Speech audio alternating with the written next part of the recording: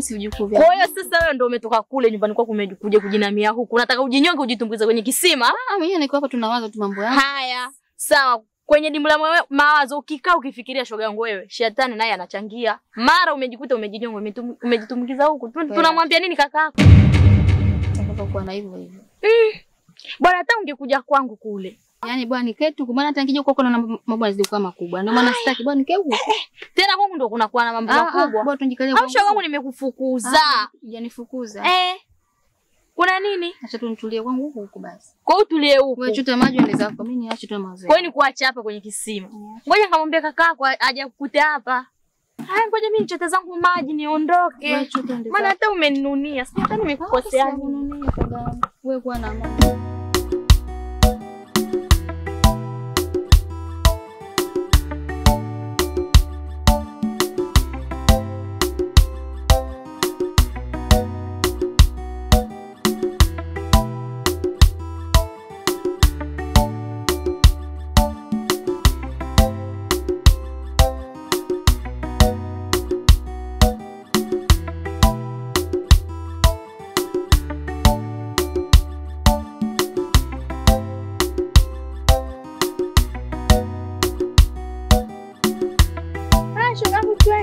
Maana muda mwenyewe ndio huu mahali.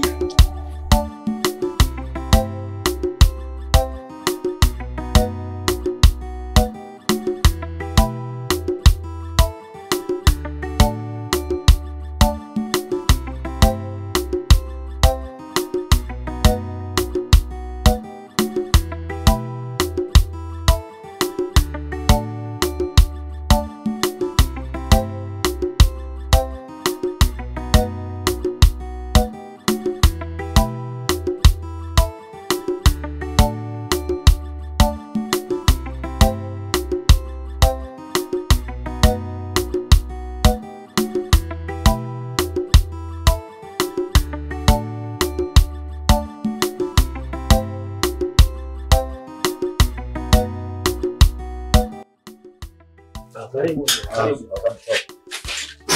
Karibu pita ndani. Bazaba. Safi sana. Leo utokako. Utokako kuzuri kama kubaya. Kwema kabisa. Kuna kwema wote bwana, hapa nimekufuata wewe. Ndio, karibu mzee wangu. Huu ni mwezi wa 12. Pesa hapa sijaipata yote na mimi mpaka sasa watoto wangu wote wamesomeshwa shule, hawana elimu yote sasa na mimi nategemea pesa kwako. Hapa mmoja kuchukua pesa mzee, vipi unazo? Mzee wangu si unajua shughuli zetu tunazofanya hizi. Hizo shughuli zako mjomba gani zinahusu? Kwa nyumba yangu kwenye shule hizi ya shughuli zako hazinihusu. Mimi nimekuja hapa kuchukua pesa. Unazo? Sawa, huna? Nimekuja na kufudi yangu na kubana chumba, utoke. Mzee nivumilie wiki moja.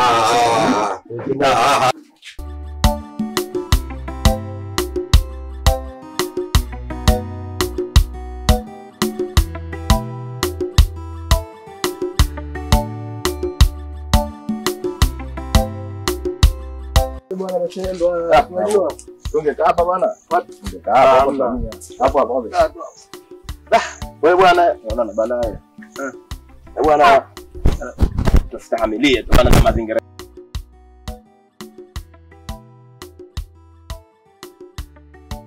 Unajua bwana kaka, mpaka sasa umri umeenda, unapaswa upate na mzako, mwezi kuishi pamoja unajua. Kakaangu mazingira ya mke kwa mimi natolea wata sasa hivi. Kwa hivyo kama nilivyokuambia maisha yenyewe unavyoyaona hapo mwanangu. Kuamka asubuhi mihogo, siku kulala mihogo. Lakini kaka tutoe na hayo bwana. Unajua bwana nia na mazunguni baba amekufika kijijini utafuta wewe. Ndio. Atafuta shamba mwenzio. Kama tulivyoongea kwenye simu, bwana kwa mashamba yapo. Shona. Wewe mwenyewe tu nikupeleke ukachague unalojisikia, tufanye biashara mambo yaende. Lakini wazimu wangu unajua mimi. Wazimu wangu shokishoki unajua. Hilo sio tatizo. Na mimi wazimu wangu unajua wazimu wangu mimi Kibunda tumeshanyoa kama unavyoona. Mwenyewe nataka nije mjini huko sasa hivi. Basi bwana kiukala bwana. Kibunda sio tatizo. Mimi nilipende. Kama inawezekana basi tuanze tukaangalia wao vipi. Kwa hilo sijali. Kwa sababu hata kule nimekumbuka na jamaa wangu bwana Beka kule. Ndio. Hata ukikosa kwangu, ya maeneo anayo naweza tukagawana pesa. Basi nitashukuru sana bwana. Basi ndio hivyo tuanze tukaanza tukazunguka huko. Tukaangalia maeneo. Maisha mjini ya kijijini nene kuchukua kwa rafiki. Tazama tu ndo mambo.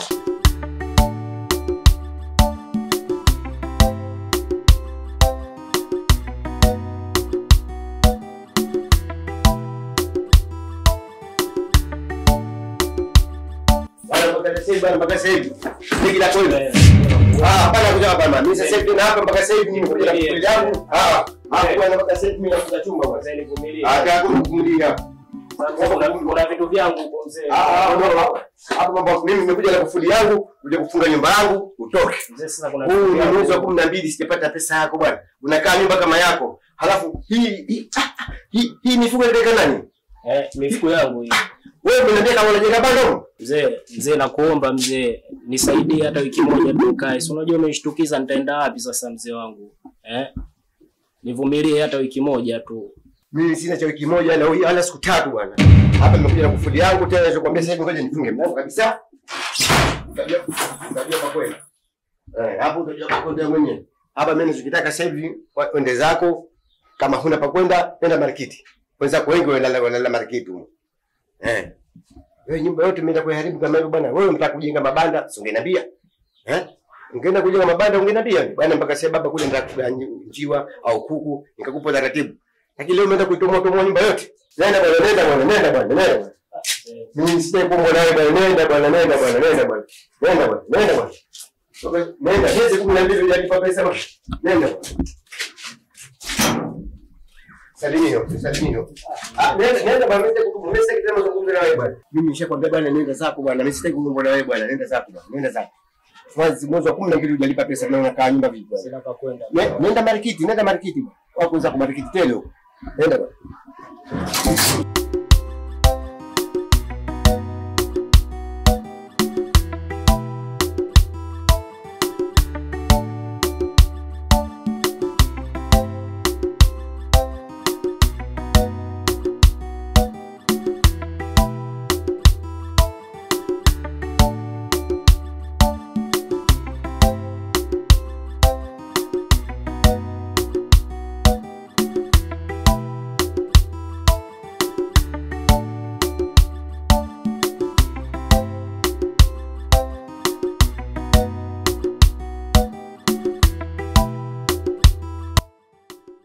Samahani kwa kusoma shida yangu. Sijali. Naitwa Mr. B. Simu zangu ni nani?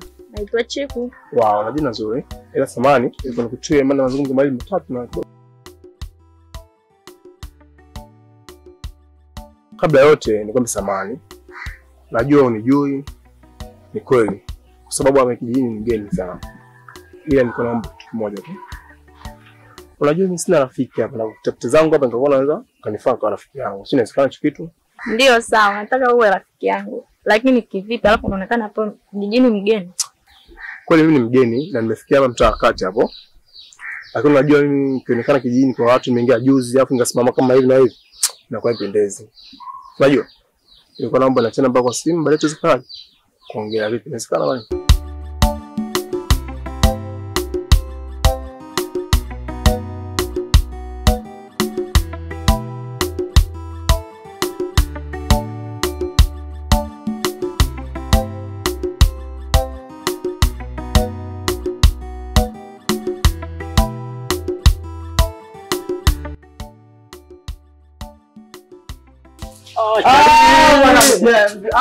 Vipi mwanangu? Kama misha zinaenda. Uhakika mwanangu. Umekupenda mwanangu. Hamna mwanangu. Mwanangu chali usione hivi. Usione mjini hivi kumenipenda mazila matupu yani. Nimeishiwa dikodi mshikaji wangu. Huwezi amini yani. Mazila gani James? Shavu dodo kabisa hilo. Kama unatoka South vile kumbe unatoka town mwanangu. Utaki unigeie pesa tu mwanangu. Mwanangu usione hivyo. Yaani usione nimerudi kijijini hivi mwanangu. Sijapenda.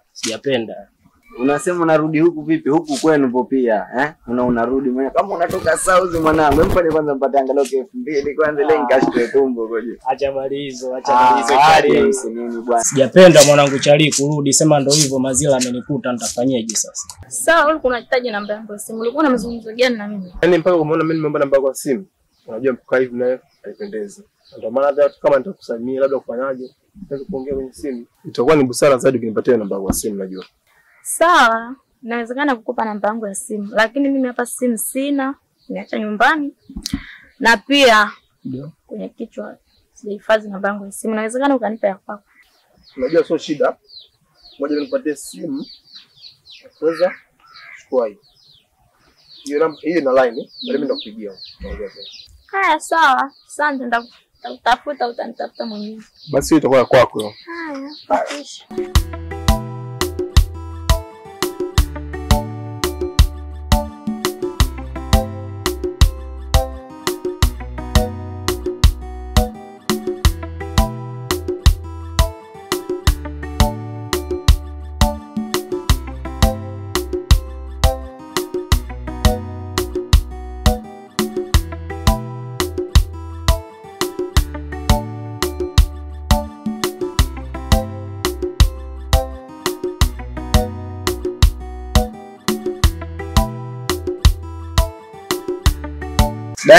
Pole mwanangu James, ndio kutafuta. Alafu pia karibu tena kijijini. Alafu pia kabla sijasahau mwanangu James. Ndio. Taarifa iliyokuwepo hapa kijijini. Ndio. Maana kijiji chetu kimebadilika sasa hivi. Kwa hiyo mwisho saa 12. Hamna kutoka. Mwisho saa 12. Saa 12 kivipi mwanangu Chali? Na hayo mambo yameanza lini? Na kuna nini mpaka imetokea hivyo saa 12? Ndio hivyo, yani habari zilizokuwepo sasa hivi, yani kijiji chetu yani kimevamiwa na kiumbe mbaya, watu wanakufa ovyo kama hivyo, na mpaka sasa hivi watu hawajathibitisha uchunguzi, yani hakijajulikana chanzo ni nini, kwa japo kuwa ni viumbe vimevamia, lakini sijui kwa sababu gani. Ndio mwenyekiti ametoa tangazo kwa wananchi wote wa kijijini kuwa ndio mwisho saa 12. Basi asante sana kwa taarifa Chali, maana mwanzo sikuwa na hizo taarifa, ila kwa sababu nimepata nitakuwa makini sana. Basi kwa karibu tena kijijini. Basi fresh mwanangu Chali, usiwaze usikonde, ndio maisha baba. Ila kikubwa mzima.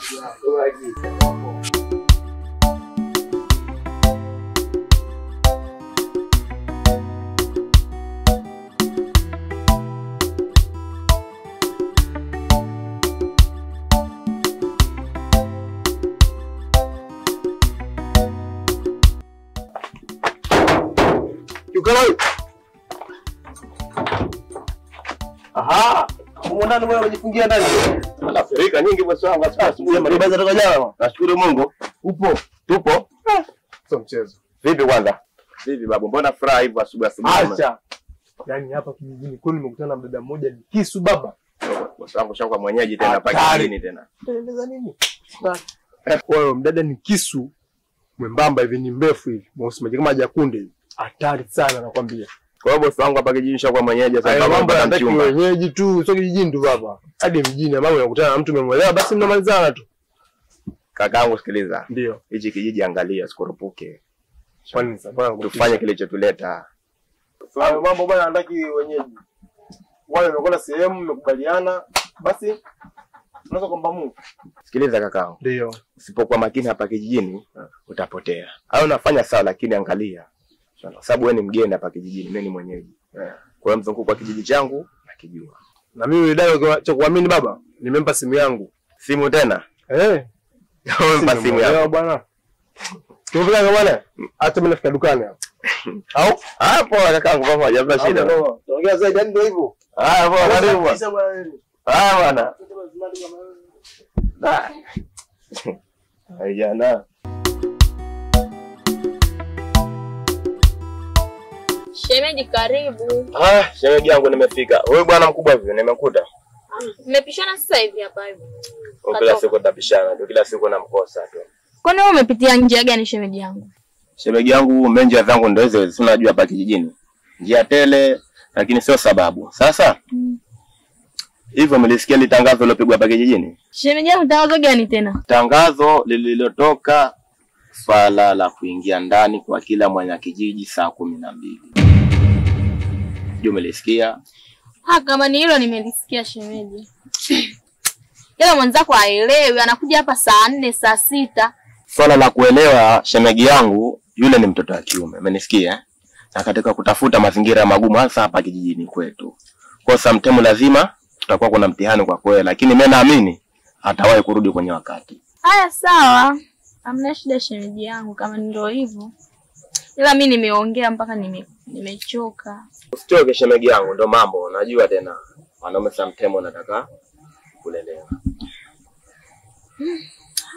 Shemeji yangu nishaolewa, nitafanyaje? Basi nitulie tu.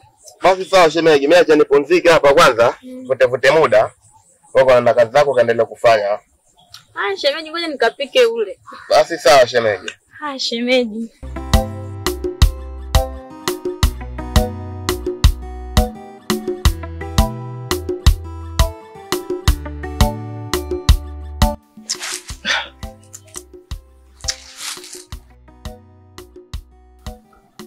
Yote na maana gani? Mbona ni sura ngine kwangu mimi? Hapa kuna matatizo hapa, sio kweli. Inabidi nifuatilie.